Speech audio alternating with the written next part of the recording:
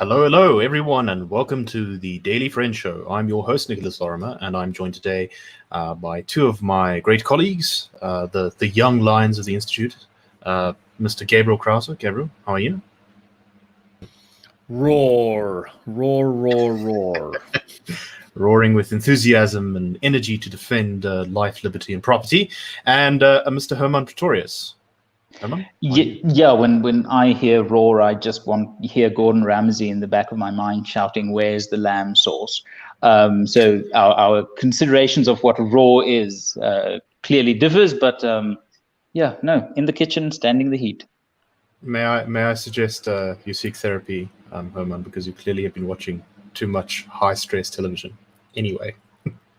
Yeah, but I mean, what else are you going to do in a country as, relaxed and laid back as ours?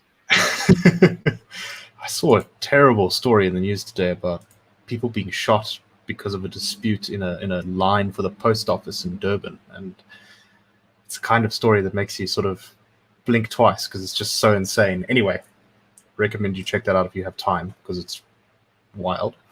But let's get started. And of course, we are very blessed today. We were going to record the show slightly earlier today because we originally had load shedding planned for today. But thankfully, enough repairs were done to take us temporarily off load shedding, although, of course, it's sure to return because of the difficult state of Eskom. So, Hermann, let me start with you. The Daily Friends great puppet master, the IRR, is launching a campaign to do something with regards to Eskom. Tell us a little bit about what exactly we're up to at the moment. Yeah, so the campaign we launched is the Power to the People campaign, and the essentials of it really is that the solutions to the Eskom problem are simple and practical, and that the things that have really been standing in the way for the last 12 or 13 years of actually getting Eskom to a point of fulfilling its mandate of providing electricity to the whole South Africa, those obstacles are really government incompetence, government unwillingness, government ideology. It really is a situation where the solutions are so blatant and so obvious that we just thought, well, no one else is really coming forth with this collection of solutions, 7 rather simple points that we drew from the IRR's research into Eskom over the last 5 or so years. And it really boils down to making Eskom functional. We say, keep it as a state-owned generator, but allow the market to be opened, allow other competitors into the market to ensure that there's, the positive pressure that only a competitive market can bring. Depoliticize Eskom. We saw last year when board members of Eskom appeared before Parliament giving testimony to parliamentary committees saying that, political pressure was put on them to provide electricity to certain areas with accounts in arrears. And that's just nonsense. I mean, it is just abject nonsense that those kind of deals and those kind of instructions and those kind of managerial decisions can be taken behind closed doors by politicians. And then I think the third of these 7 points, I'm not going to rattle off all 7, but these top 3 ones really are, to my mind, the important ones. The third one is, alongside the depoliticization, the taking away the control of politicians and putting it into transparent processes, Eskom should be forbidden from pursuing political, social, or racial ambitions. If you're going to appoint engineers, don't have political considerations, don't have racial or social considerations, appoint the best engineers to do the job. And it's just restoring Eskom quite practically and quite simply to what it is supposed to be. Nothing fancy, nothing funny. It's now just an issue of getting enough pressure.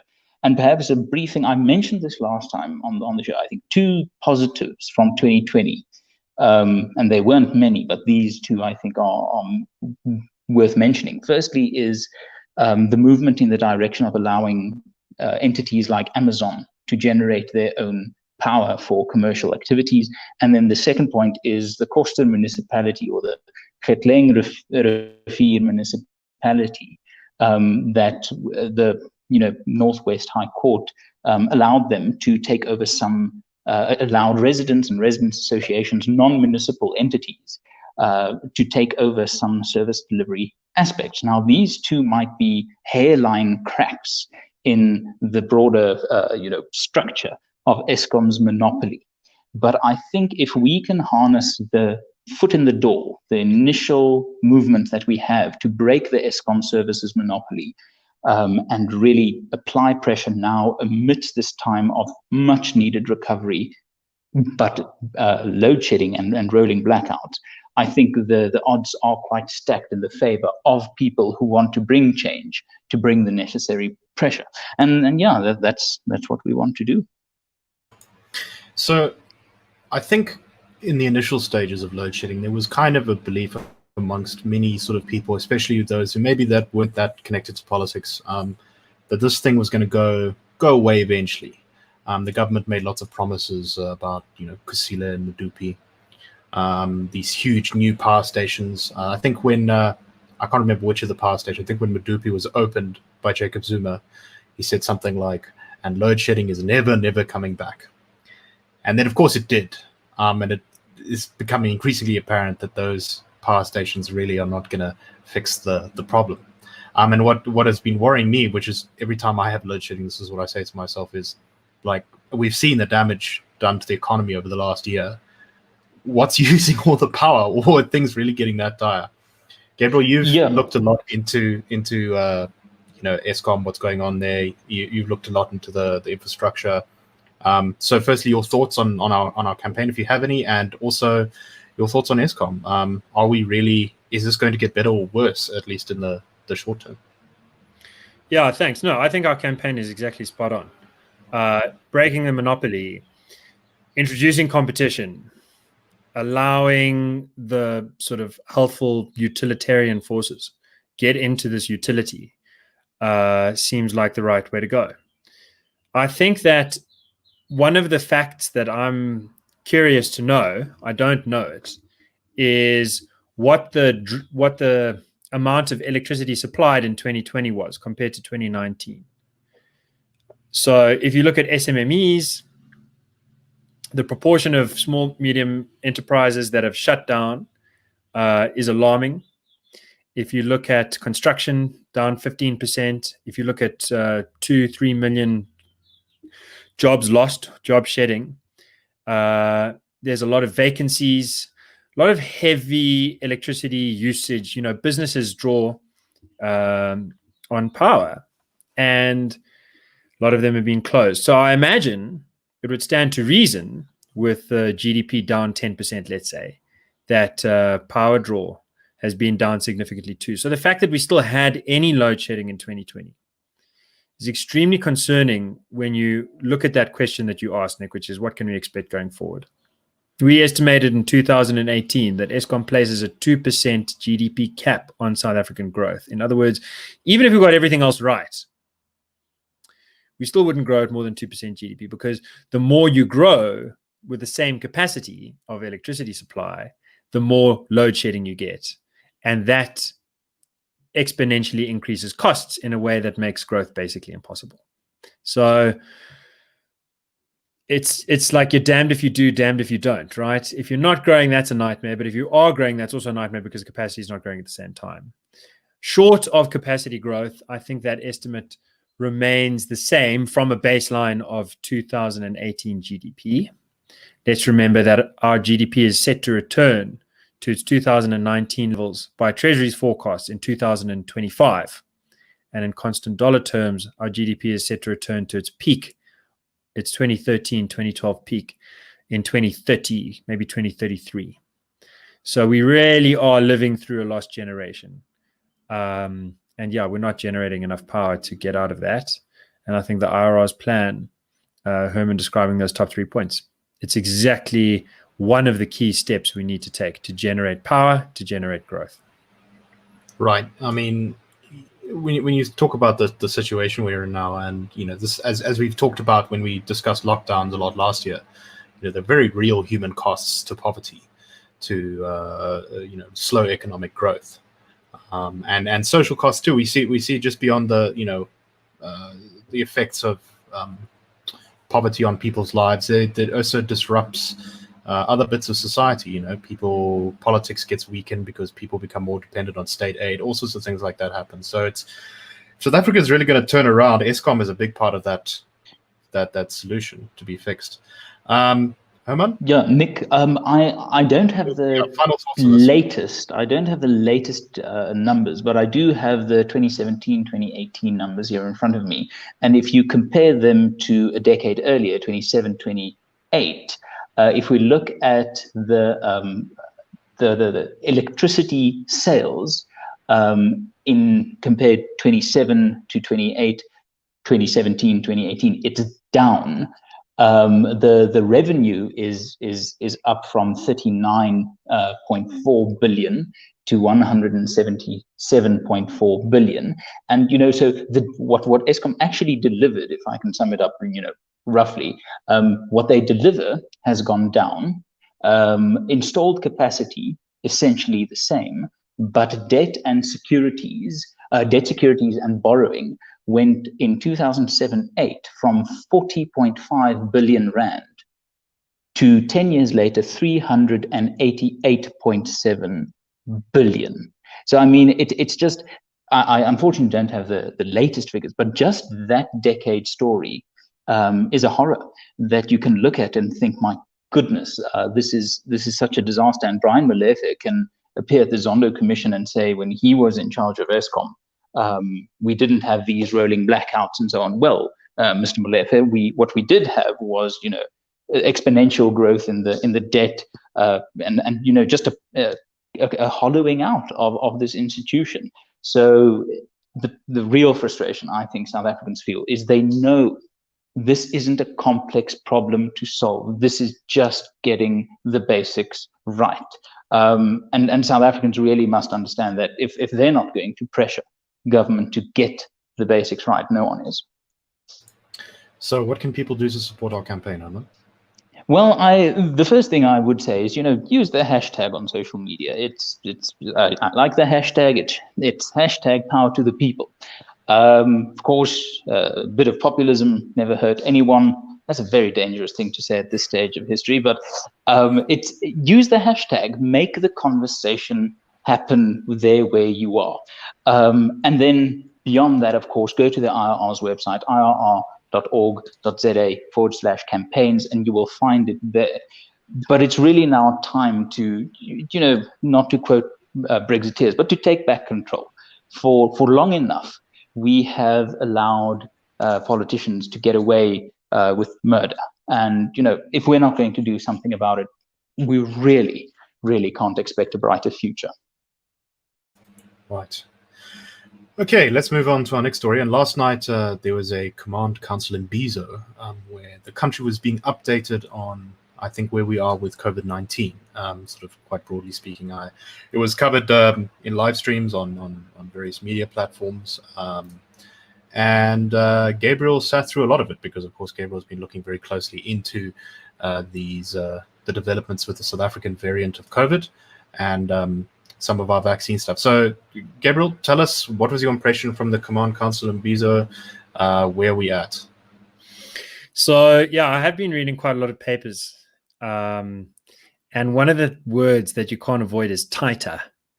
Now, tighter is an expression of dilution.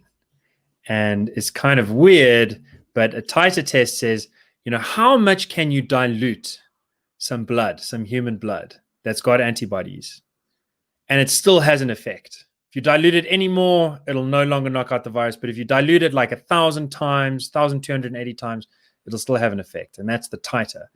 And I feel like this sort of Imbizo was going for that. It was trying to see how much can you dilute useful information with political grandstanding and still make a difference. And I'm not sure what the dilution ratio was exactly, but it was extreme. New information was almost zero. What they did have to say was that provisional research by Professor Penny Moore, supports research already done by Jesse Bloom in America and 20 others to say that the mutation E484K, which is just 5 letters that everyone should remember. That's the scary one. That's the escape mutation. That here it does look, again, like it's pretty good at dodging parts of the immune system. That suggests that you're more likely to be able to get reinfected even if you have had it. It also suggests that vaccines might be not as effective. Now, this is very provisional because they're just testing one little part of the immune response, and there are many parts of the immune response, and it might turn out to be the case that it doesn't really make much of a difference. Unfortunately, that paper is not available. The second bit of new information came from Mlisada, Professor Mlisada, who said that 4 of the 6 million government tests they've sort of rescanned or something. She didn't really make it clear, but 4,000 reinfections have been confirmed in South Africa.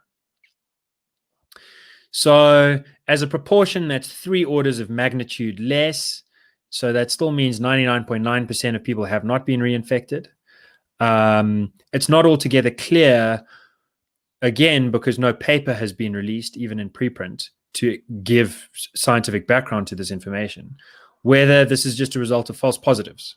So if you've got 6 million tests and a 4% false positive rate, which is the kind of standard rate, then that means you should expect about 20,000 of those to be false positives. And then if of that 20% actually do get the virus later and get tested, then you're going to get your 4,000 people who look like they've got reinfections, but in fact they just had false positives and then first-time infections. I'm not sure whether she controlled for that or not because I can't see the paper. So this is to say one of the grand frustrations is that unlike the tried and tested and very standard sort of century-long way of doing things, where scientists present information to one another in preprint form or in discussion in open fora, so that you can really see the data, so you can really see the limitations, so that you can really see the methods, so that you can really be dealing with science. And then a day or two later, the media starts calling, and then they maybe go and speak to the politicians in a public forum. This was the other way around. First, you're getting the spin, and later we're going to get the science. I find that frustrating. And I have been in contact with 2 of the scientists who are on the panel, Professor Russell Lessels, a British guy down in KZN, and Professor Darren Martin down at UCT, a viral evolutionary biologist. And they were both co-authors of the paper that identified 501v2, the South African strain. And I interviewed 2 other professors whose names I won't mention. And from the 4 that I spoke to, I won't say where from, but I got the impression that results are available, and it's unclear why the preprints are taking so long to produce. It's a little bit worrying. As a final note on spin, Professor Salim Karim, who's the head of the advisory board to the Command Council, started out with like just 20 minutes of political sort of, well done to the government and well done to the people and well done to the doctors and let's have a prayer for 2 minutes. Then after the somber moment says, I've been meeting with Professor de Oliveira, who led the team which identified the South African strain. He said, and he's coming to me every month and showing me updates on our genomic sequencing to see if we've got a new mutation. And we're lucky if we see 1 or 2 mutations. And then finally, we saw 23. I thought, like, if you're going to go for the somber kind of father of the people, kind of let me show you how much I care about people dying, saying we're lucky to have 23 mutations is absurd. And his other sort of great contribution was to say, look, guys, the president said, and I'm going to reiterate it, please don't call it the South African strain because it was racist when Trump called it the China virus or the Wuhan strain. So if you call it the South Africa strain, it's bad for mental health, which is very frustrating. And there's a wonderful scientist that our colleague, a former sort of associate in Piaki, Lamini, referenced me to, who South African epidemiologist, who said, if there's anything you want to get right about nomenclature, don't call it the second wave, call it the second surge. Why? Because in the first wave, you go in with everyone being a COVID virgin. Everyone is unexperienced to the virus. Everyone has total capacity to be exposed. The second surge, you've got a serious portion of the population that has already been infected, even if the variant makes it a little bit easier to get reinfected, it's still like a very minor chance compared to a COVID virgin. So that changes the way you should be thinking about this policy-wise, epidemiology-wise. And unfortunately, the extent to which that is the case is unknown. We still don't know. Best estimates range from 1 in 4 South Africans have been infected to 3 in 4 South Africans have been infected. If 3 in 4 have been infected, that's why the curve's flattening now. 1 in 4 being infected, then it's something else. And then we really need a vaccine post-haste. So that's the kind of information that would cost a small amount of money and a little bit of research time to figure out. And none of those scientists had much to say about that. None of the journalists had anything to ask about it. There you have it. Yeah, it's difficult to. That was a very good summary. I saw that the government and its vaccine plans is planning to vaccinate, I think, 2/3 of the population. So, Hermann, I have a number of questions for you based off of what Gabriel just said. The first is, what do you think about what Gabriel just said? And the second is, I think one of the things that we're really seeing here is a sort of, never mind the sort of laws and legislations and the way of doing politics that has become more authoritarian since the sort of lockdowns and COVID began. But it seems a lot like our kind of media culture and the way that government interacts with the public has become even more authoritarian than it was. I mean, the ANC has always had like a bit of a soft spot, shall we say, for a certain kind of top-down authoritarian dictatorial way of interacting with people. But what Gabriel was just describing about how this sort of command council sort of issues these statements, there's lots of waffling and political grandstanding, and then of course the media not, shall we say, asking the very important questions. Do you think that we sort of culturally slid a bit into authoritarianism? And also, like I said, do you have any thoughts on what Gabriel just talked about? Well, I'm going to give a very depressing answer. I don't think we've slid into authoritarianism. I think we've been there for about 100 years.